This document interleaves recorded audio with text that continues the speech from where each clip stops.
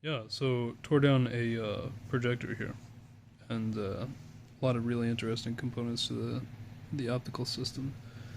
Now, there's a couple of these half round pieces, um, kind of varying intensity, I guess, with the curvature. But yeah, let's get some really interesting distortion with some of these.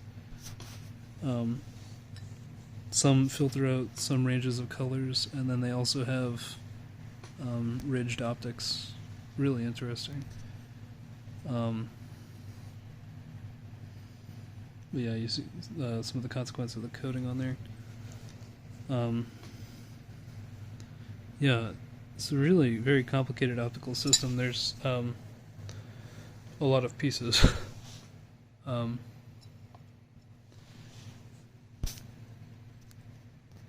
some of these are kind of along the lines of like a lenticular kind of a thing with these slats. And there's just some like really nice ground pieces in here. But yeah, also some that function as like filters. I guess the bulb produces some wild range of light, and then this kind of tries to filter out some frequencies. I'm not sure what kind of bulb it is, but it's some kind of high intensity discharge kind of operation. It's a gas tube of some sort. Um, but yeah, some of these are really cool. Like, it kind of gives you like a green type of filter here. This one is really cool. It's like a, I don't even know what the hell you'd call it, but real neat little piece of glass.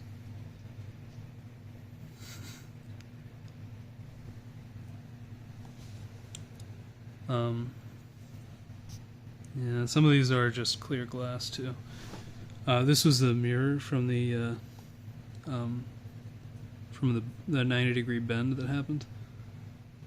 It was like a extended elbow shape.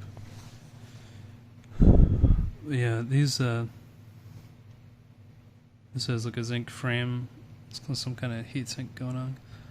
It's two layers of that lenticular type of arrangement. Yeah, and then these look like CMOS sensors, but I am not actually sure what display technology is being used for, or how it actually affects the stream of light and produces an image.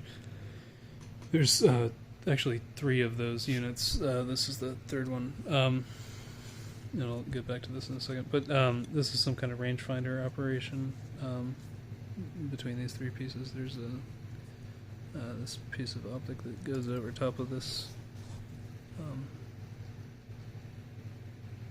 Yeah, kind of interesting little unit. But yeah, this guy's real interesting.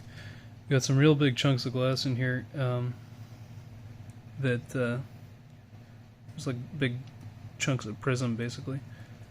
And yeah, this is some kind of. These are all machined. You can see the machining marks on them and stuff. These are very, very cool pieces.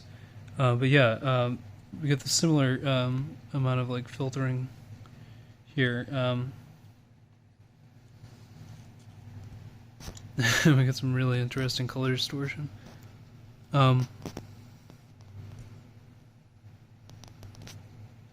Yeah. Really shifting towards red, I guess.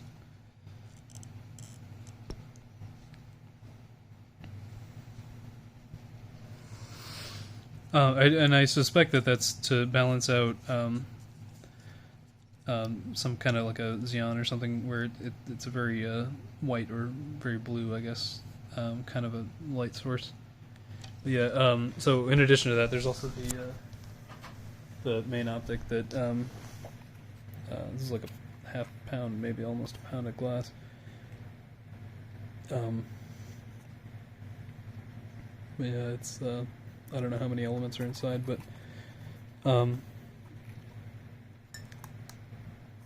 quite the little setup here. And I'm not 100% sure, but I think this is a slide potentiometer here to get a readout on the position of the optic, but I'm not 100% sure about that.